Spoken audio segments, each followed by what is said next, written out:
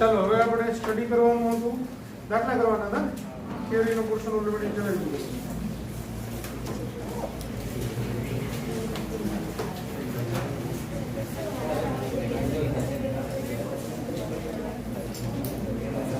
તો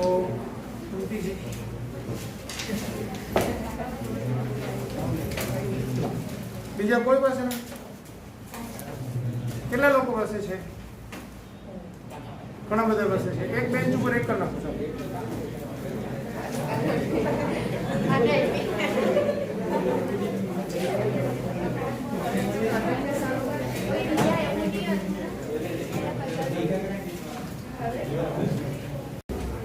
ચાલો જુઓ હવે question number 46.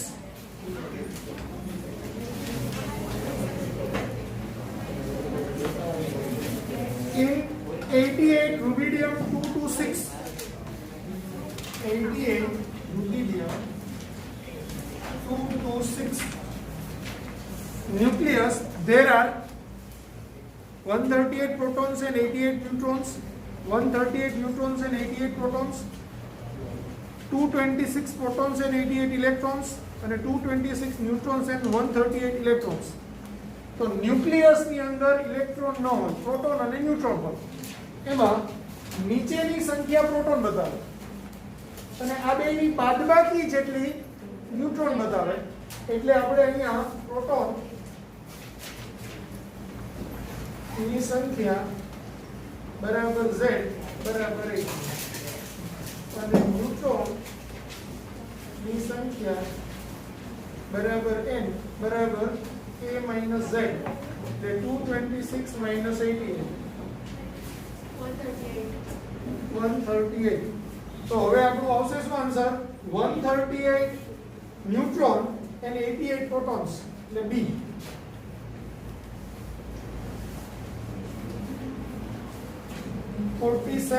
Question number 47. A nucleus at rest splits into two nuclear parts having the radius in the ratio 1:2. Their velocities are in the ratio.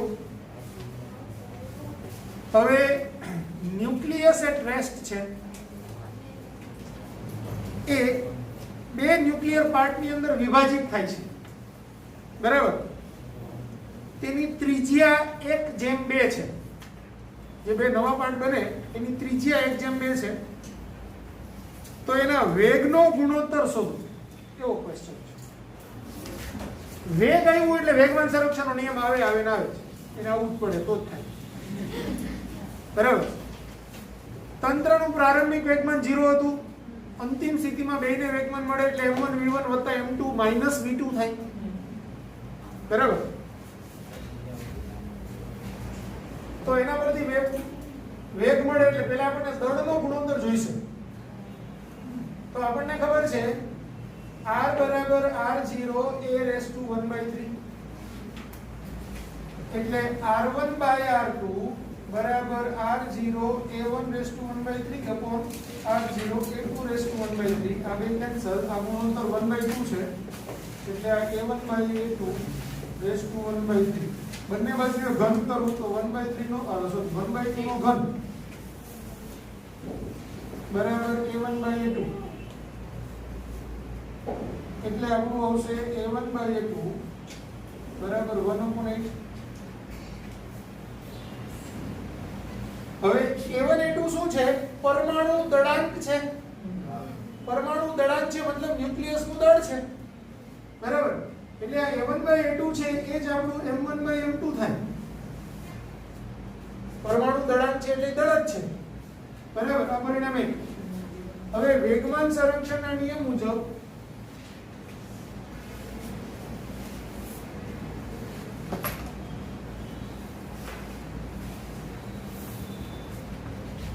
તંત્ર સૂત્રનું પ્રારંભિક વેગમાન 0 આ m1 v1 m2 v2 શા માટે?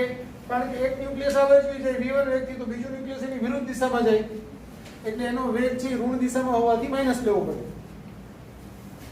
તો આ બાજુ આવી જશે એટલે m2 v2 બરાબર m1 v1 તો v1 by v2 બરાબર m2 by m1 આ 1/8 છે એટલે 8/1 તો આપણો આન્સર આવશે 8/1. કયો છે? 8. Next 48.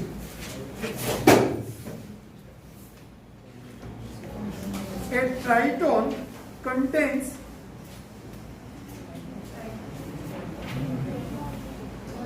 તો એ હાઇડ્રોજનનું સમસ્થાનિક છે. ટ્રિટિયમ જે કહીએ ને આપણે એ ટ્રિટિયમની જગ્યાએ એને ટ્રાઇટોન લખેલું છે બાકી આપણે એને ટ્રિટિયમથી ઓળખીએ છીએ. બરાબર.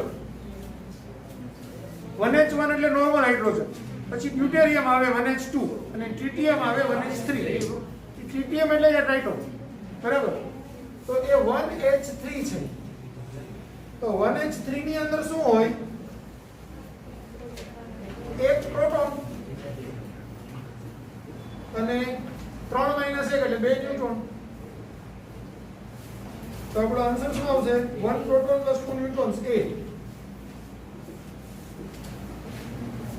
49. The radius of spherical nucleus as measured by the electron scattering is 3.6 Fermi. What is the likely mass number of the nucleus? હવે ઇલેક્ટ્રોન સ્કેટરિંગ થી આપણે એની રેડિયસ છે 3.6 ફર્મી નક્કી કરેલી છે એટલે r = 3.6 ફર્મી. આપણું સૂત્ર છે r બરાબર r0 a⁻⁴ તો 3.6 બરાબર r0 ની વેલ્યુ 1.2 ફર્મી. જો અહીંયા ધ્યાન આપો મેં તમને સૂત્ર લખાવેલું ત્યારે r બરાબર r0 a⁻⁴ અને r0 ની વેલ્યુ 1.1 લખેલી હતી. બરાબર.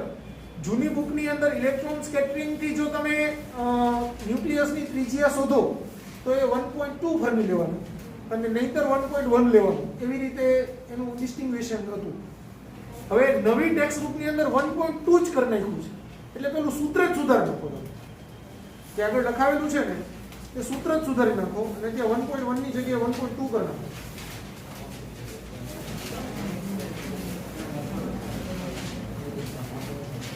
r બરાબર r0 a⁻⁴ લખાવેલું ને બરાબર ત્યાં r0 મેં 1.1 લખાવ્યું છે ત્યાં 2 કરી નાખવાનું. પ્રશ્ન સોલ્વ થઈ ગયો. બરાબર. આને નીચે લઈ લ્યો 3.6/1.2 એટલે 3 બરાબર a⁻⁴ એટલે a બરાબર 27. એ બાજુ ઘન ગયું. તો હવે what is the likely mass number of the nucleus? 27. Answer આવશે A.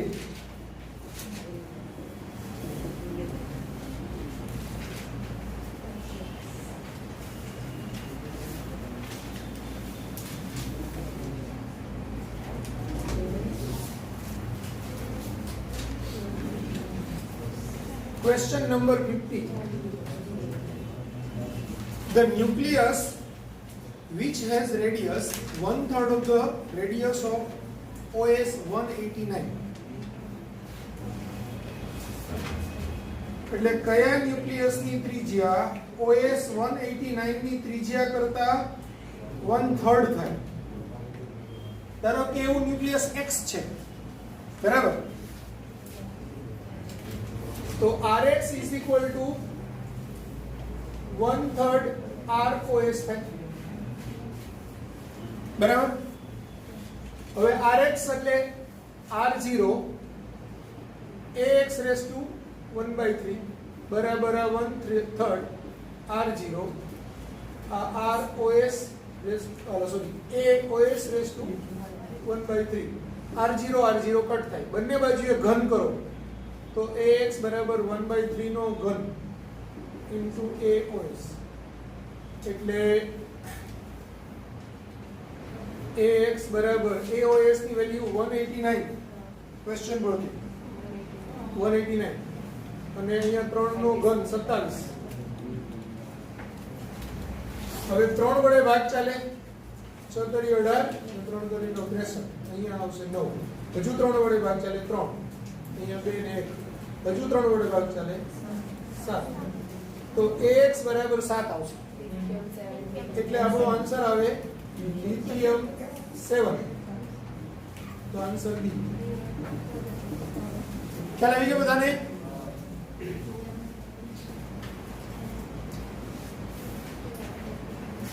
આના બધા ક્વેશ્ચન ઈઝી છે.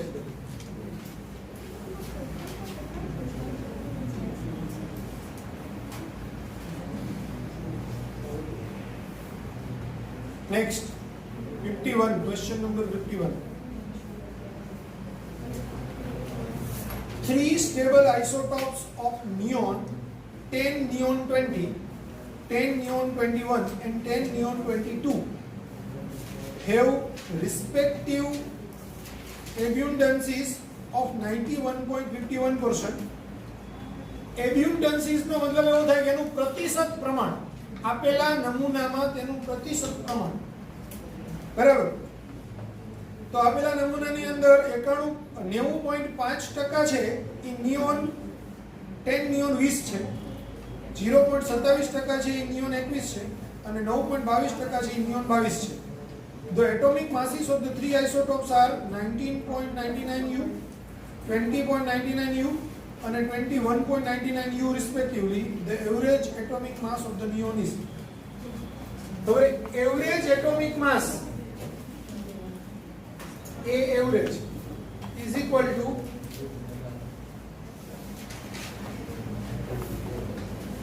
તો આનું પ્રતિશત પ્રમાણ છે 90.51% અને એનું ટૂંકમાં આને આપણે લખવું હોય તો આમ લખી શકાય N1A1 plus N2A2 plus N3A3 છેદમાં 100. પ્રતિશત પ્રમાણ હોય તો સીધું 100%. એનો સરવાળો 100% જ થાય. નોંધાતું હોય તો રકમમાં પૂછે. તો આ 90.51% અને A1 ની વેલ્યુ છે પેલી કિંમત 19.99 વત્તા બીજું 0.27 બ્રેકેટમાં આવશે 20.99 વત્તા 9.22% બ્રેકેટમાં આવશે 21.99 છેદમાં ત્રણેયનો સરવાળો 100. જોઈ લ્યો 51 ને 27 એટલે 58 આપણે સોરી 78 ને 22 100 થઈ ગયું એટલે 1 થાય 9 ને 10 10 ને 90 100. બરાબર? હવે આનો જવાબ તો જવાબ સીધો જ 20.18 ગણતરી કરવાની નથી કેલ્ક્યુલેટર થી. ફરજિયાત નથી કરવાની. શું કામ નથી કરવાની? ચાર ઓપ્શન જુઓ. શું આપ્યા છે? 11.18. હવે સમજો આ 19.99 આ 20.99 ના 21.99 તો જવાબ તો આની આની વચ્ચે જ આવે ને. ત્રણ વસ્તુ છે એનું સરેરાશ સૌથી નાની કિંમત અને સૌથી મોટી કિંમત એની વચ્ચેની જ કોઈ સરેરાશ કિંમત હોય ને તેની વચ્ચેની કિંમત એક જ છે જવાબની અંદર 20.18. એટલે આપણે કેલ્ક્યુલેટ ન કરીએ તો ચાલે. કોમન સેન્સ ની વાત થઈ ગઈ. લખી કાઢો ચાલો આટલું.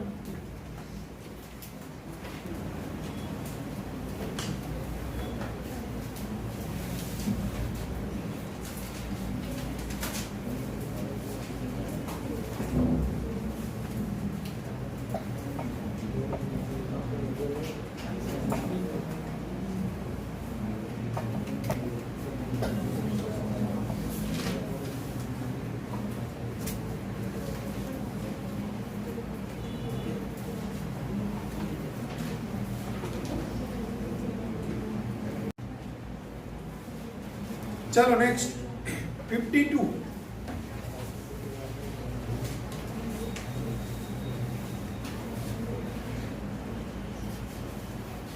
The natural boron of atomic weight 10.81 is found to have the two isotopes, boron 10 and boron 11.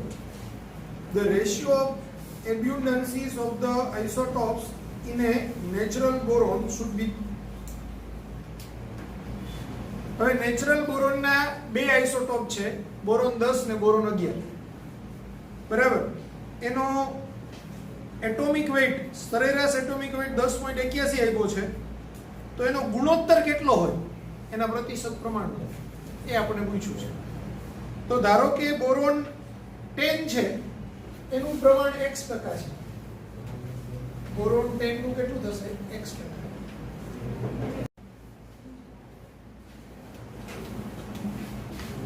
તો 53 એની અંદર આન્સર આવશે ડી.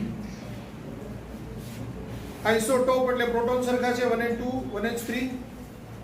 પછી આઇસો 12 ની અંદર 2he3 1h3 એટલે કે એના પરમાણુ દળાંક સરખા છે.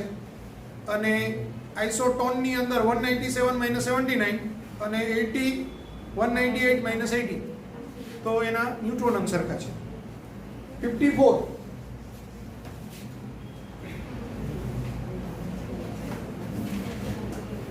Consider the following statements.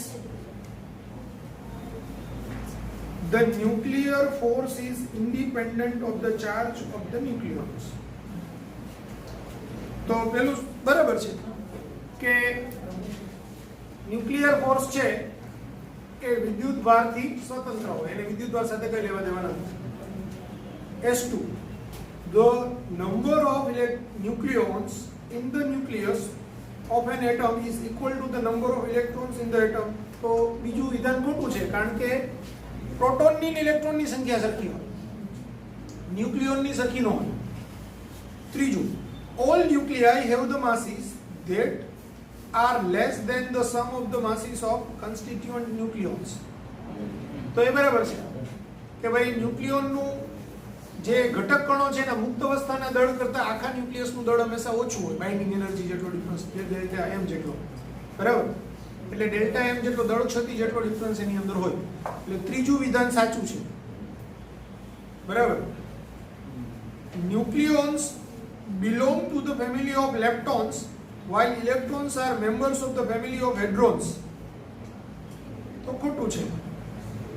Hadron ને લેપ્ટોન જરા કહી દઉં તમને, જેના સબ પાર્ટિકલ્સ પોસિબલ હોય.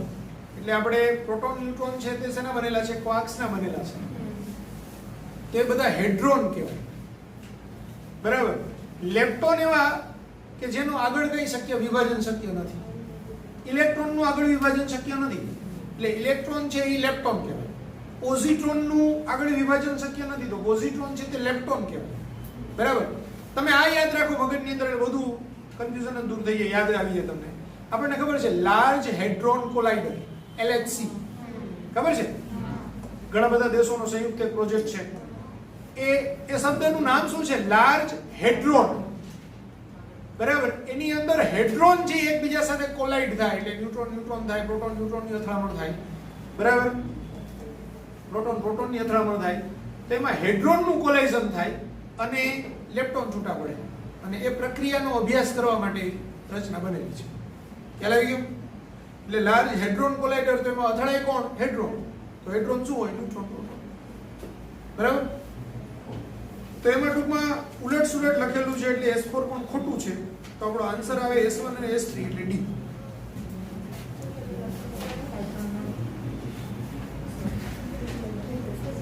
હા, એ લખી દો, બરાબર.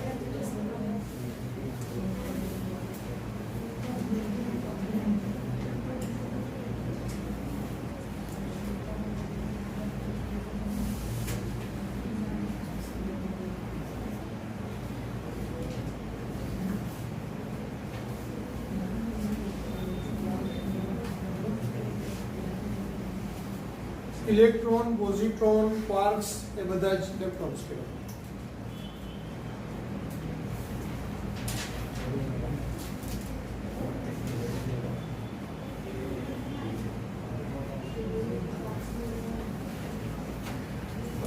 If the binding energies of a deuteron and the alpha particle are 1.125 million electron volt and 7.2 million electron volt respectively, then the more stable of the two is. હવે કોઈ બી એટમ અથવા તો ન્યુક્લિયસની stability શેનાથી નક્કી થાય? એની બાઇન્ડિંગ એનર્જીથી નક્કી થાય. Binding એનર્જીથી નક્કી નહીં થશે, એની ન્યુક્લિયોન દીઠ બાઇન્ડિંગ એનર્જીથી નક્કી થશે. બરાબર? એટલે ન્યુક્લિયોન દીઠ બાઇન્ડિંગ એનર્જી આપણે શોધવી પડે બંને કેસમાં. તો પહેલા કેસમાં શું છે? ડ્યુટેરોન. તો ડ્યુટેરોન માટે બાઇન્ડિંગ એનર્જી પર ન્યુક્લિયોન બરાબર 1.125 ડિવાઈડ બાય, હવે ડ્યુટેરોન ની અંદર એક પ્રોટોન એક ન્યુટ્રોન બે જ હોય એટલે અહીંયા ડિવાઈડ બાય 2. તો 0.56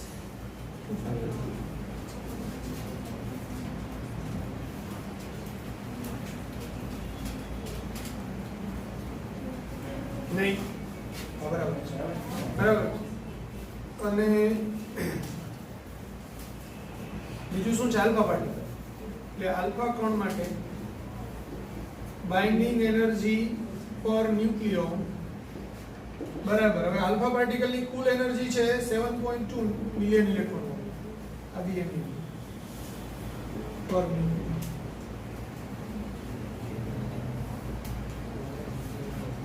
તો અહીંયા 7.2. હવે આલ્ફા પાર્ટિકલ એટલે બે પ્રોટોન ને બે ન્યુટ્રોન, 4 થાય એનો પરમાણુ દળાય એટલે અહીંયા 4 મૂકવાનું. સોરી 1. અહીંયા આવશે 3. 832 8 મિલિયન ઇલેક્ટ્રોન વોલ્ટ પર ન્યુક્લિયન. હા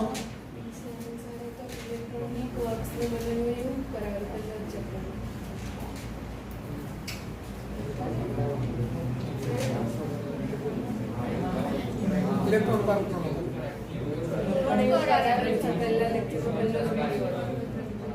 ઇલેક્ટ્રોન ભૂલતી ગયો. ઇલેક્ટ્રોન હોય છે ગણતરી બી કરાવે પેમ્પલેટમાં આપેલું બી છે. ઇલેક્ટ્રોન એનું સિમ્પલ રીઝન છે, 3 ક્વાર્કનું દળ છે એ પ્રોટોન જેટલું થાય, પ્રોટોન કે ન્યુટ્રોન જેટલું. કારણ કે પ્રોટોન ને ન્યુટ્રોન ત્રણેય ક્વાર્કથી બનેલા છે, તો 3 ક્વાર્કનું દળ છે પ્રોટોન કે 3 ક્વાર્કનું દળ ન્યુટ્રોન જેટલું થવું જોઈએ. હવે ઇલેક્ટ્રોનનું દળ તો ન્યુટ્રોન કરતા 1860 જેટલું કંઈક નાનું છે, એટલે એને ડિવાઈડ બાય 3 કરો તો બી ઇલેક્ટ્રોનના દળ કરતા 600 ગણું દળ વધારે થાય. તો એક ક્વાર્કનું કઈ રીતે બનેલું હોય? એવી રીતે સરળ કરેલું છે. વિદ્યુત ભારનો સરવાળો કરી શકાય એવી રીતે ઇલેક્ટ્રોન. ઇલેક્ટ્રોન જેટલો વિદ્યુત ભાર છે યુયુડી કે યુ કરીને તમે એના જેવું લાવી શકો. એ ઇલેક્ટ્રોન ન કહેવાય, સમજો. એને એન્ટી પ્રોટોન કહેવાય. એ સરથી મિસ્ટેક થઈ ગઈ હશે, હું તમને સમજાવું. પ્રોટોન અને એન્ટી પ્રોટોન એ બંને હેડ્રોન કહેવાય. બરાબર? એટલે પ્રોટોનનો વિદ્યુતભાર પ્લસ E છે, એવો જ એન્ટી પ્રોટોનનો વિદ્યુતભાર છે તે માઇનસ E છે. બરાબર? એટલે એનું બંધારણ છે તે પહેલા કરતાં ઊંધું હોય.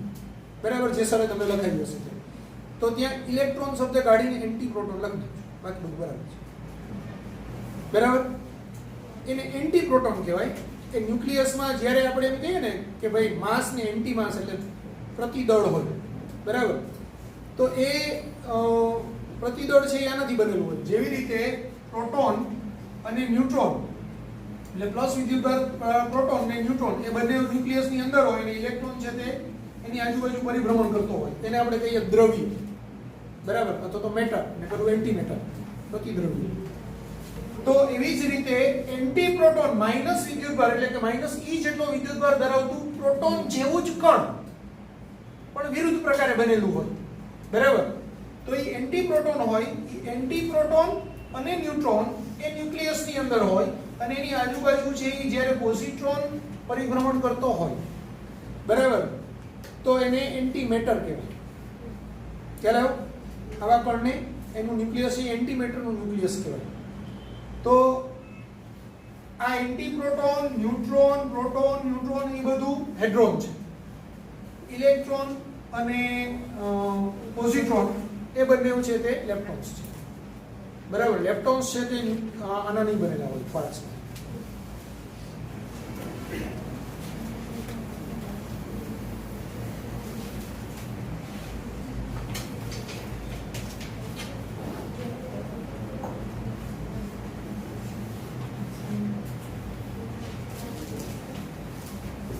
તો આનો આપણો આન્સર આવશે 1.8 એટલે શું છે? એટલે alpha particle. Answer B alpha particle. બરાબર. 56 if MO is the mass of oxygen isotope 8 oxygen 17, MP and Mn are the masses of the proton and neutron respectively, the nuclear binding energy of the isotope is.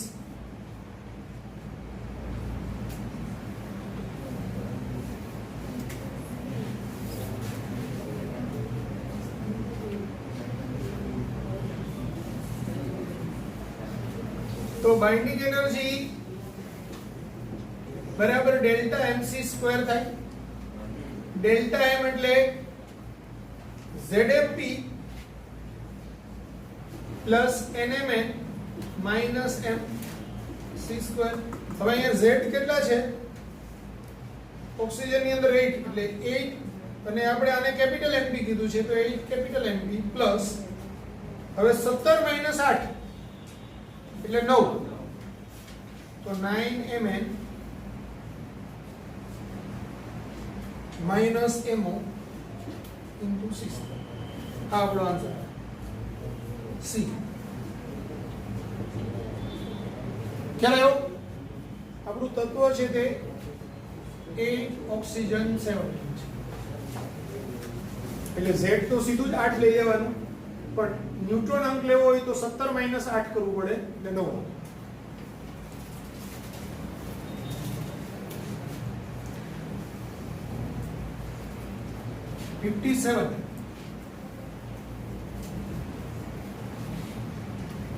Lithium nucleus has 3 protons and 4 neutrons. Mass of lithium nucleus is 7.016005 AMU. Mass of proton is 1.007277 AMU and mass of neutron is 1.008665 AMU. Mass defect of the lithium nucleus in AMU is. હવે lithium nucleus હોય તો એ lithium લખાય કેવું?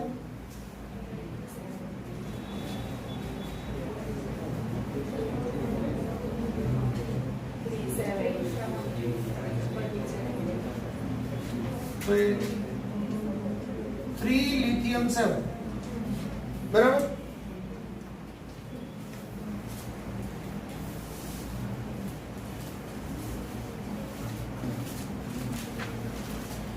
तो હવે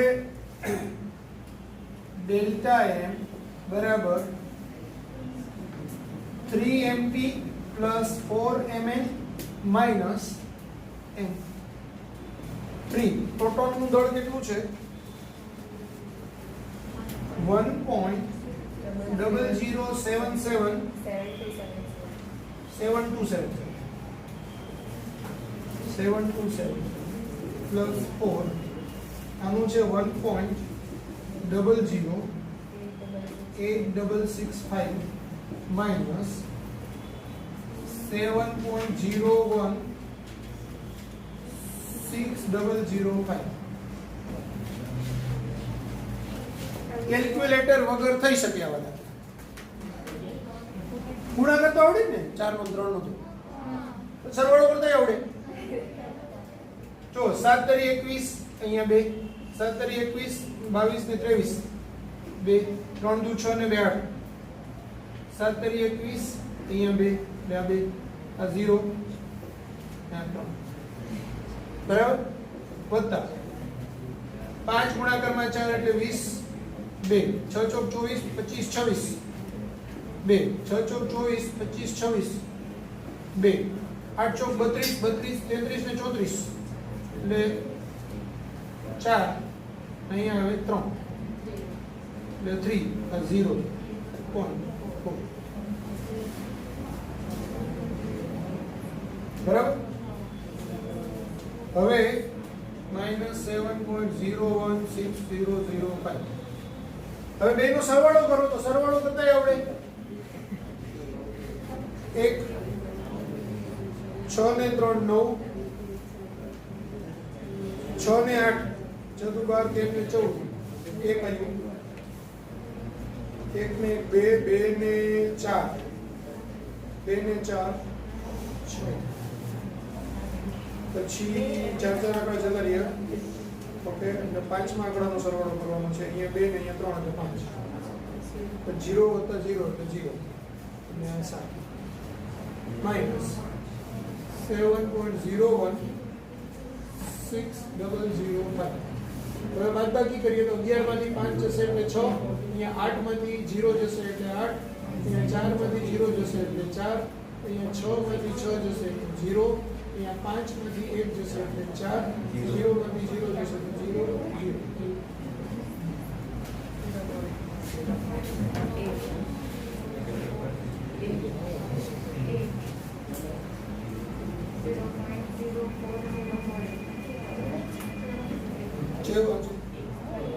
પેલો answer તો answer આવશે 1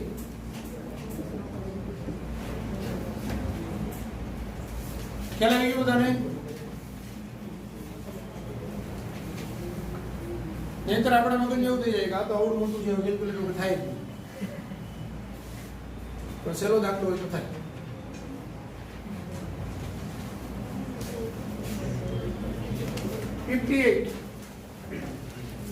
ઘણી વખત આપણે ટ્રાય કર્યા વગર જ છોડી દીધું આવું છે જવાની ટ્રાય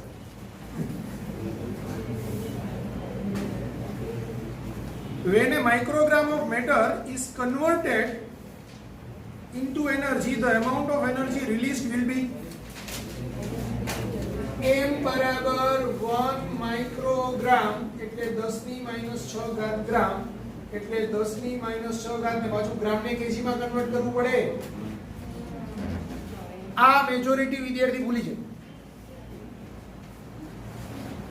તમે 10 ની -6 ઘાત કર્યું એ તો માઇક્રોગ્રામ નું આપણે ગ્રામ માં કન્વર્ઝન કર્યું E બરાબર ડેલ્ટા mc સ્ક્વેર કરો એમાં જવાબ જૂલ માં આવે તો તમારે દળ કેજી માં જોઈએ એટલે 10 ની -9 ઘાત કેજી આ ખાસ યાદ રાખજો 1 માઇક્રોગ્રામ એટલે 10 ની -9 ઘાત કેજી હવે આ ડેલ્ટા તો E = ડેલ્ટા mc સ્ક્વેર એટલે 10 ની -9 c એટલે 3 * 10⁸ એનો સ્ક્વેર 3 નો વર્ગ 9 આ 8 નું 16 16 - 9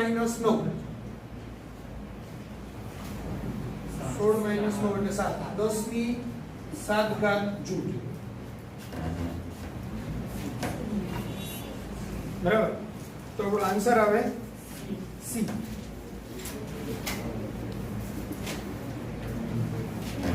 આન્સર આવી ગયો ખાલી ઓફ ધ ટ્રેક 9 પાછળ 7 મીંડા કરી નાખો કેલ્ક્યુલેટરમાં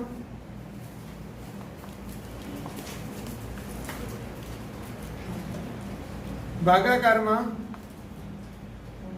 3.6 એટલે 36 પછી 5 મીંડા ભાગાકારમાં 36 પછી 5 મીંડા 25 તો 1 માઇક્રોગ્રામ દળનું કન્વર્ઝન ઉર્જામાં થાય તો 25 યુનિટ વિદ્યુત મળે આપણને ખબર ને 1 યુનિટ ઉર્જા એટલે 3.6 ગુણાકારમાં 10 ની 6 ઘાત જૂલ બરાબર તો 25 યુનિટ જેટલી વિદ્યુત ઉર્જા મળે જો 100% એનું કન્વર્ઝન વિદ્યુતમાં થાય તો 1 માઇક્રોગ્રામ દળ ખ્યાલ આવી ગયો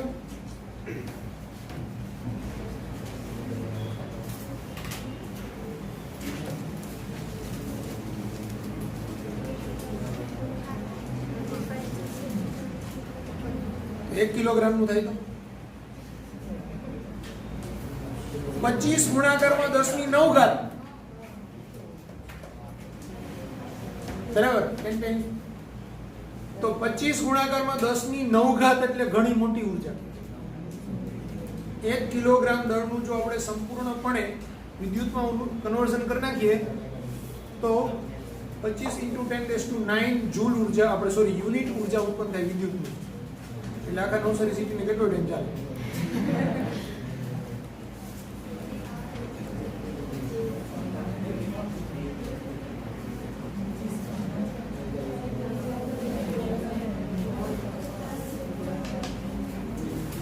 ચાલો ધ્યાન આગળ. The binding energy per nucleon for C12 is 7.68 million electron volt and that for the C13 is 7.47 million electron volt. આ બંને બાઇન્ડિંગ એનર્જી પર ન્યુક્લિયોન આપેલી છે, એક ન્યુક્લિયોન. What is the energy required to remove a neutron from C13? C13 માંથી એક ન્યુટ્રોનને દૂર કરવો હોય તો કેટલી ઉર્જાની જરૂર પડે? હવે સમજો, હું એમ કહું કે C13 plus energy gives C12 plus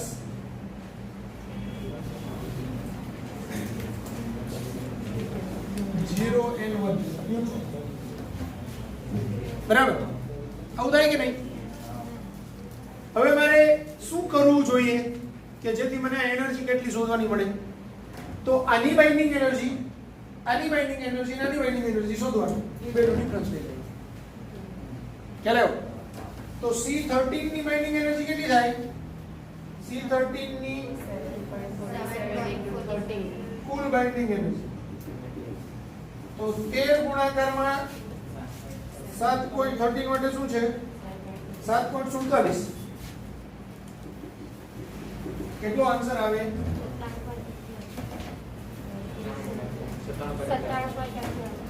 97.11 બરાબર. અને C12 ની કુલ ઉર્જા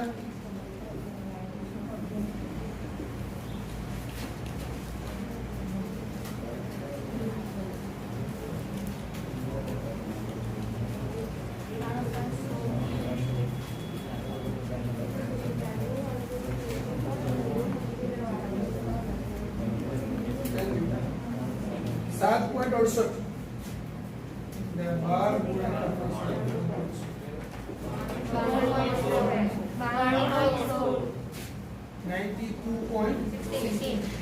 68 तो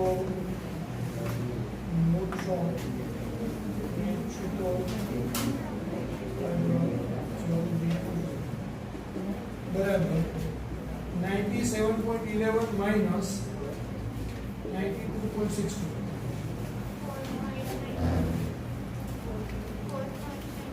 4.98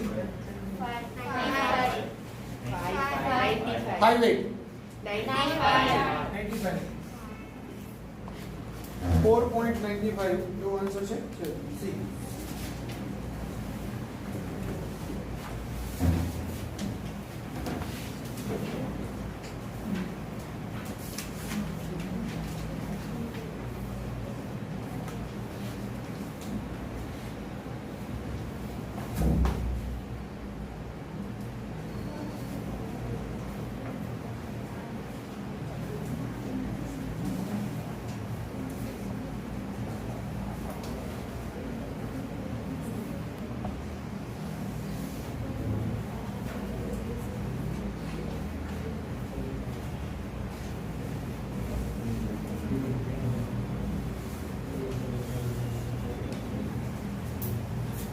लगाइयो बधाने.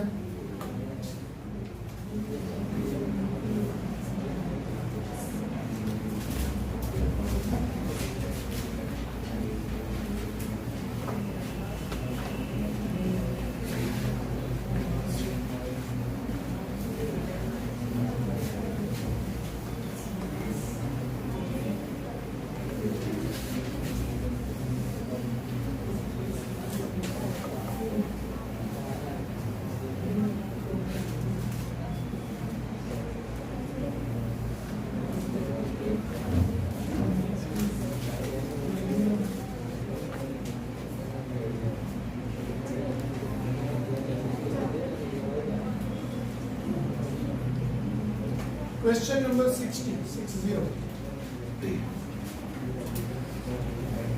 If the binding energy per nucleon of deuteron is 1.115 million electron volt, its mass defect in an atomic mass unit is.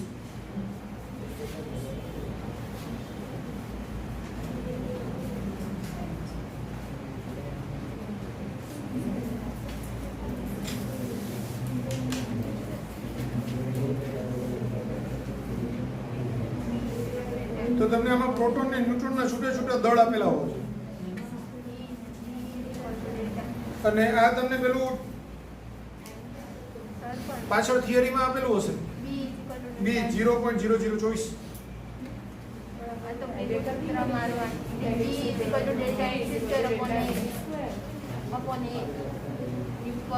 60 નંબરનો ક્વેશ્ચન છે કયો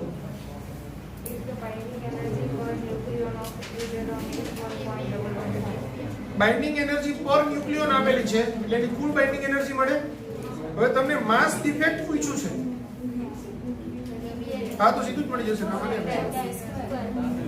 હું તો માસ સમજતો તમને બાઇન્ડિંગ એનર્જી પર ન્યુક્લિયોન ઇઝ ઇક્વલ ટુ 1.15 MeV આપેલું છે એટલે binding energy is equal to 1.115 into A એટલે ડ્યુટેરોન છે એટલે 2 તો આ થઈ જશે 0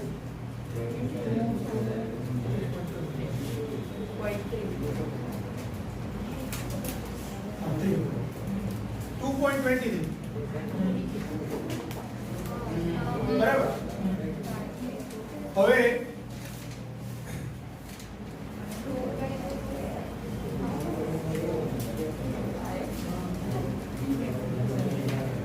DE બરાબર ડેલ્ટા M ઇન્ટુ 931.50 MeV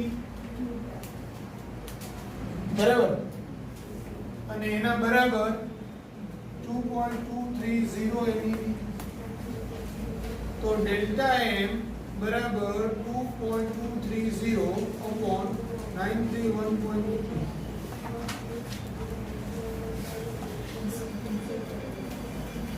આ ડેલ્ટા M જે U એકમમાં હોય તો આટલું MeV આવે એટલે આનો સીધો જવાબ U મળી જશે તમને આટલા U 2.230 divided by 931.5 0.0024 239 એટલે 24 બરાબર એટલે આપણો આન્સર આવે બી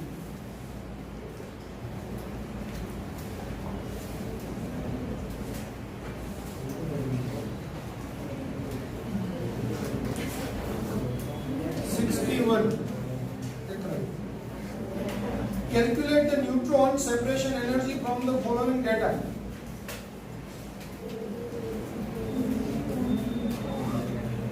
M calcium 40 is 39.396 39.96 to 2591 U. M calcium 41 આપેલું છે પ્રોટોન ન્યુટ્રોન નું દળ આપેલું છે તો ન્યુટ્રોન સેપરેટ શેમાંથી થાય 20 calcium 41 gives 20 calcium 40 plus 0 and 1 plus ઊર્જા બસ આમ જ લખો બસ હવે આપણે કરવું આવું પડશે બેના દળ આપ્યા છે એટલે માસ ડિફેક્ટ ઇઝ ઇક્વલ ટુ 41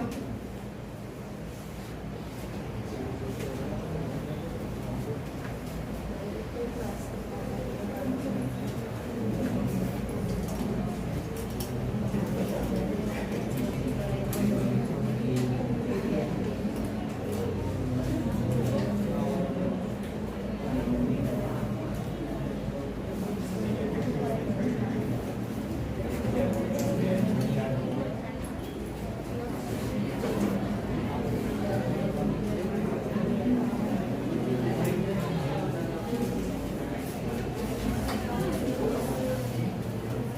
દળ છે 39.962591 પ્લસ ન્યુટ્રોનનું દળ છે 1.008665 માઇનસ 40.9622 આ બેનો સરવાળો કરવો પડશે. પહેલા તો એ જો 3 ને 3 6 આ 3 ને 3 6 બરાબર છે 5 ને 1 6. આ જોઈ લેવો પોઈન્ટ પછી કેટલા ડિજિટ છે અને આ બાજુ પોઈન્ટ પછી કેટલા ડિજિટ છે.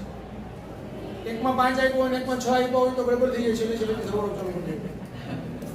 બરાબર, એટલે બે બાજુ પોઈન્ટ પછીના આપણા સરખા હોવા જોઈએ ચેક કરી પછી સરવાળો ચાલુ કરવાનો. 5 ને 1 6, 9 ને 6 15, 1, 6 ને 6 12, 1, 6 ને 2 8 ને 8 ને 2 10 ને 1 11, 1, 6 ને 1 7 ને 9 અને 40. તો આ 40.97 12 56 ને 40.96 22 હવે 16 માંથી 8 જશે એટલે 8 આવે. 4 માંથી 7 ન જાય એટલે પાછું 14 માંથી 7 જાય એટલે 7 આવે. અહીંયા 2 છે એનું 1 થઈ ગયું. 1 માંથી 2 બાદ નહીં થાય એટલે પાછું 11 માંથી 2 જશે તો 9 આવશે. અહીંયા 0 થઈ ગયું. 0 માંથી ન થાય એટલે 10 માંથી 2 જશે તો 8 થશે. અહીંયા 6 થઈ ગયું.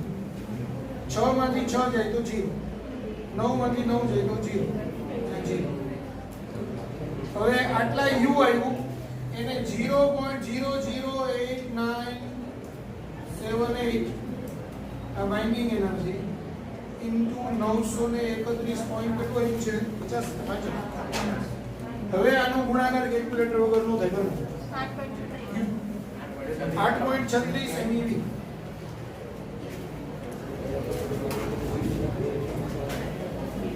બરાબર, તો આપણો આન્સર આવે ખ્યાલ આવી ગયો બધાને? આટલી ઝડપ રાખશું તો હમણાં 3 દિવસમાં શું કરીશું.